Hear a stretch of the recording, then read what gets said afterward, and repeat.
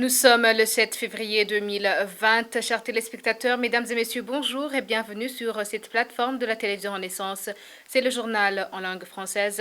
Tout de suite, les titres. La commission Vérité et Réconciliation est depuis 2 jours en train d'exhumer les restes humains des victimes des crises qu'a connues le Burundi. Pour les uns, la CVR brûle les étapes. Pour d'autres, ces travaux risquent de fausser les enquêtes car les accords d'Arusha prévoyaient de confier ces travaux à une commission internationale d'enquête de l'ONU pour leur neutralité et technicité.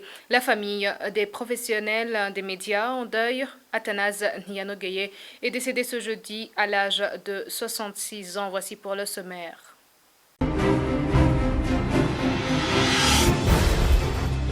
Bienvenue encore une fois dans ce journal, la page politique. Pour commencer, la commission Vérité et Réconciliation est en train de brûler des étapes. Selon Emmanuel Ngengurutse, le processus de la découverte de la vérité sur les crimes commis au Burundi ne devrait pas commencer par l'exhumation des restes des victimes enterrées dans les fosses communes. Pour l'ancien sénateur, la CVR ne sert qu'une cause, celle du pouvoir. Une analyse qu'il a faite dans l'émission Club de la presse animée par Franck Kadé. En réalité, est-ce que le contexte est favorable pour mener ce travail? Il y a le fait qu'il y a une instabilité, il y a une violence, il y a une violation massive des droits de l'homme. Ça veut dire qu'il y a des communautés ou des gens qui ne peuvent pas venir saisir la CVR, n'étant pas du parti au pouvoir, ou disons-le, de l'ethnie préférée, parce que c'est ça en fait ce qui se passe maintenant. Ils vont pas se plaindre, ils ne vont pas saisir la CVR, ils ne vont pas révéler leur vérité à eux, les victimes. Deux, il y a des témoins qui ne peuvent pas dire la vérité de ce qu'ils connaissent, de ce qu'ils ont assisté, à ce qu'ils ont assisté, parce qu'il y a des représailles qui s'en suivraient jusqu'à la mort, n'est-ce pas? Donc, un contexte excessivement défavorable. Trois, il y a le fait que nous sommes dans un contexte de campagne électorale très, très violente, où l'ethnisation à outrance est enseignée, et vous exhumez. Et là, les gens sont très sensibles. Les gens, vraiment, ils vont avoir des maladies psychiques fortes. Parce que ce n'est pas le moment d'exhiber ça, au moment où les sensibilités... Est-ce qu'entre-temps, il y a des... Donc il y a des gens, il y a des prises en charge. C'est un traumatisme qu'on ajoute à un autre traumatisme. Exactement. Il faut un temps pour le faire. Et d'ailleurs, ceux qui le font là n'ont pas qualité pour le faire, non, au niveau du profil. Donc là... Quand vous parlez de ça, c'est en termes d'expertise ou c'est en termes d'appartenance politique? Les deux à la fois. Les deux à la fois. En ce qui concerne, non, c'est l'indépendance par rapport au pouvoir exécutif ou aux autres pouvoirs. Ou aux autres pouvoirs, parce qu'il était dans les enquêtes qui ont été faites en vue de voir les modalités de mise en place de la CVR, et c'était une enquête partagée entre l'ONU et faite par une commission tripartite, le gouvernement, les Nations Unies et la société civile. On a dit que la commission devait être préférentiellement composée de gens de la société civile, des confessions religieuses, et des femmes, non plus non partisanes, et à la fin, vers la fin, les partis politiques. Mais qu'est-ce qu'on constate maintenant? C'est que ce sont des militants du parti au pouvoir qui font le gros des effectifs de la CVR. Donc là, partisan, c'est partisan. Il accomplit une mission du parti au pouvoir. Même son de cloche du côté de Nadine Nibigira, criminologue et doctorante en justice transitionnelle. Pour elle, des études préalables sont indispensables avant d'enterrer dans la dignité les restes humains exhumés dans les fosses communes. Selon elle, Pierre Claverne Ndayishimiye, le président de la CVR, a fait une bonne annonce allant dans ce sens, mais le contexte lui fait nourrir des doutes. Elle était également invitée dans l'émission Club de la presse. Je reviendrai là où Pierre Claverne Ndayishimiye avait dit que après les enquêtes, on va enterrer ces restes dans la dignité. Là alors, pour moi, ce qui me hante plus, c'est cette façon de le faire où on pourrait même falsifier définitivement même la datation, même s'il y aurait la datation dans les jours à venir, il serait difficile de dire, on peut dater, mais sans pour autant savoir que ça s'est passé où. Parce qu'ils mettent ensemble les restes, quoi. Mais finalement, Pierre Laverne d'Haïti a dit une bonne chose en disant cela. Bien sûr que oui. Si les paroles seraient aussi dans les actes, ça serait vraiment une bonne chose pour notre pays parce que l'aboutissement de la Commission Vérité et Réconciliation, c'est de vivre ensemble, de réparer les cœurs et de réparer aussi matériellement. Oui. Et donc, vous espérez qu'avec le processus qui est en train de se faire aujourd'hui, demain, après-demain, les choses peuvent aller dans le bon sens? C'est un début, c'est un début. On ne sait pas si c'est la même sévère qui va continuer jusqu'à l'aboutissement à ce qu'on rêve comme finalité de la sévère. Parce que toujours les sévères, partout au monde, ça a des missions et ça a des mandats, mais aussi ça a des durées. Oui, mais c'est un début. Toujours sur la sévère, l'exhumation des restes des corps des victimes des crises qu'a connu le Burundi par la sévère ne servira qu'à semer la haine entre les Burundais. C'est ce qu'indique Dr Alphonse Rugambarara, l'un des signataires de l'accord d'Arusha. Selon Dr Rugambarara, les accords d'Arusha prévoyaient de confier ces travaux à une commission internationale d'enquête de l'ONU pour leur neutralité et technicité. Suivez. Au niveau de l'accord d'Arusha, une commission internationale d'enquête qui devait s'occuper de tous les crimes dits imprescriptibles, comme les crimes de génocide, crimes contre l'humanité et les crimes de guerre. Malheureusement, la sévère a voulu prendre, on dirait, les missions de la commission internationale d'enquête, alors que ce ne sont pas ses prérogatives. Ça, c'est la première remarque. La deuxième remarque, la raison pour laquelle nous avons demandé une commission internationale d'enquête, c'était vraiment pour une question de neutralité d'abord, et ensuite de technicité. Ce que les gens oublient, c'est que la préoccupation des signataires de l'accord d'Arusha, c'était pour que les citoyens qui ont perdu les leurs puissent les retrouver. Et avec des techniques modernes comme la possibilité d'examen ADN, il y avait moyen que des gens puissent reconnaître leurs parents et les enterrer dignement.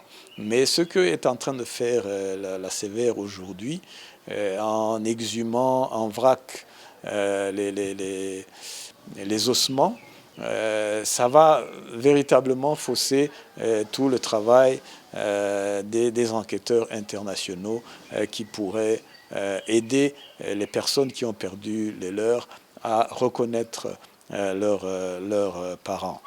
C'est de la propagande politique, ce qui est en train d'être fait, en direction d'une partie des communautés burundaises, et ça ne va vraiment ni dans le sens de la réconciliation, ni dans le sens pour les victimes de véritablement retrouver les leurs. Ils vont pleurer, ils vont ressentir encore des douleurs, ils vont ressentir encore de la haine, mais ça n'entre pas vraiment dans le champ des missions que nous aurions pu confier à une commission internationale d'enquête. J'implorerais vraiment ceux qui sont en train de faire ce travail de ravaler leur haine pour se préoccuper réellement des victimes, de ce que les victimes demandent. Si on peut reconnaître ces fausses communes, ce qui serait utile, c'est qu'une demande d'une commission internationale d'enquête puisse se faire pour que, d'une part, les experts puissent aider à reconnaître ces restes et comment dirais-je, les analyser afin que les victimes puissent reconnaître leurs parents. Ça, c'est une chose. Deuxième chose, c'est que la commission internationale d'enquête va se préoccuper de toutes les fausses communes, pas seulement les fosses communes d'une partie de la population. Toujours sur la page politique, les autorités burundaises ne devraient pas prendre à la légère les assassinats qui continuent à se commettre au Burundi, en célébrant la journée de la charte de l'unité nationale, comme si les Burundais vivaient dans la paix aujourd'hui. C'est le point du mouvement d'action patriotique MAP Burundi Buhire. Emery Pacifique Igiraneza, président du MAP Burundi Buhire, interpelle plutôt les dirigeants du pays pour qu'ils s'asseyent avec les autres Burundais afin de résoudre la crise politique actuelle. Suivez. Nous avons vu les autorités du pays en train de mettre des gerbes de fleurs sur le monument de la charte de l'unité et célébrer comme si le Burundi vit dans l'unité totale. Mais nous savons que ce n'est pas la réalité. Nous savons que le pouvoir actuel au Burundi est un pouvoir qui sème les divisions, est un pouvoir qui essaie de rappeler les moments durs du pays à ceux qui ont été victimes, parce que nous voyons par exemple des lois qui sont amenées pour justement exclure une partie de la population, surtout dans les corps de l'armée, surtout aussi, vous vous rappelez ce qu'ils ont fait avec les ONG. Il y a quand même un malaise qu'il ne faut pas tromper les gens et dire voilà, nous sommes tous paisibles, nous sommes dans la paix et l'unité, parce que l'unité voulait dire cessons le passé, cessons ce que nous avons fait. Nous nous sommes entretués, d'accord, mais maintenant nous pouvons nous accepter de vivre en paix. Mais cette charte de l'unité nationale, vous savez qu'après, il y a eu beaucoup de massacres. Alors nous voulons dire tout simplement que même l'accord d'Arusha, qui est venu après cette charte de l'unité, avait un mécanisme de protection des minorités, avait un mécanisme qui prévoyait l'accès au pouvoir de toutes les composantes de la société du Burundi. Mais maintenant, avec la nouvelle constitution, vous savez très bien que cet accord est enterré. Vous savez bien que c'est le CNDD-FDD qui l'a fait. Alors notre message est clair. Maintenant, il faut qu'on se dise la vérité. Il ne faut pas vraiment que les Burundais puissent suivre sans toutefois dire un mot à ce qu'ils souffrent. Et pour la désignation d'Évariste Ndayishimiye comme candidat du parti CNDD-FDD aux élections présidentielles de 2020, Alphonse Rugambarara le considère comme un non-événement car Évariste Ndayishimiye va continuer la même idéologie du parti CNDD-FDD. Suivez encore une fois Dr Alphonse Rugambarara. Et les militants du CNDD-FDD portent l'espoir sur Évariste, c'est une bonne chose pour eux, mais pour les autres citoyens qui ne partagent pas leur idéologie, ce n'est pas le cas. De toute façon, on change une personne, mais on ne change pas le système ou l'idéologie que le CNDD-FDD a mis en avant, tant dans les paroles que dans la pratique, et une idéologie qui a fait qu'il y a plus d'un demi-millier de Burundais qui sont à l'extérieur. Si c'est cela qui va continuer, comment pourrait-on avoir espoir? Et si le CNDD-FDD consent à changer d'idéologie, peut-être que là, on pourra se poser la question, est-ce qu'il y a espoir ou pas? Pour le moment, je considère que c'est une personne qui donne espoir au CNDD-FDD et pas à une grande partie de la population burundaise. Et maintenant, page économie pour poursuivre ce journal. L'Office burundais des recettes OBR annonce avoir collecté 17 milliards de francs burundais d'impôts locatifs depuis 2017. Joseph Ndaïdzeye, chargé de la collecte d'impôts locatifs, indique que 40% de cet argent est versé au trésor public, tandis que 60% va dans les caisses communales et la mairie de Bujumbura. Suivez-le.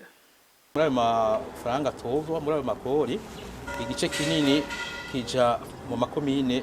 Les fonds collectés ici des impôts, une grande partie est acheminée vers les communes et la mairie de Bujumbura. C'est-à-dire 40% de ces impôts entrent aux finances de l'État, tandis que 60% entrent dans les caisses communales et de la mairie de Bujumbura. Le travail de la collecte d'impôts était auparavant effectué par les communes ou la mairie de Bujumbura dans la capitale, mais aujourd'hui il est opéré par l'OBR après le décret présidentiel signé depuis mars 2016 autorisant l'OBR de faire la collecte d'impôts locatifs.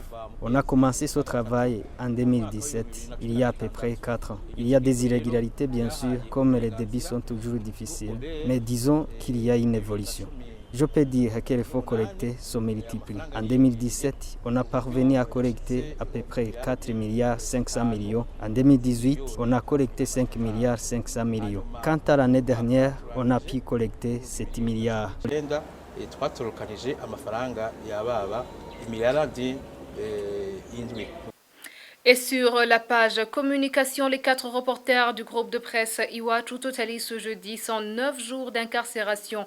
Jeudi dernier, ils ont été condamnés de 2 ans et demi de prison et une amende d'1 million chacun par le tribunal de grande instance à Bubanza. Le chauffeur a été acquitté. Pour rappel, ils ont été arrêtés le 22 octobre dernier à Bubanza. Ils se rendaient en commune de Musigati pour un reportage sur les affrontements qui opposaient les rebelles et les forces de l'ordre. Christine Kamikazi, Agnès Ndiroussa, Terence Mhodzendi et Egide Harerimana sont accusés de tentative d'atteinte à la sécurité intérieure de l'État. Et maintenant, pour clore ce journal, triste nouvelle pour les médias burundais. La famille des journalistes vient de perdre l'un des pionniers du journalisme burundi, Athanase Nyanogeye, présentateur du premier journal télévisé à la RTNB en décembre 1984.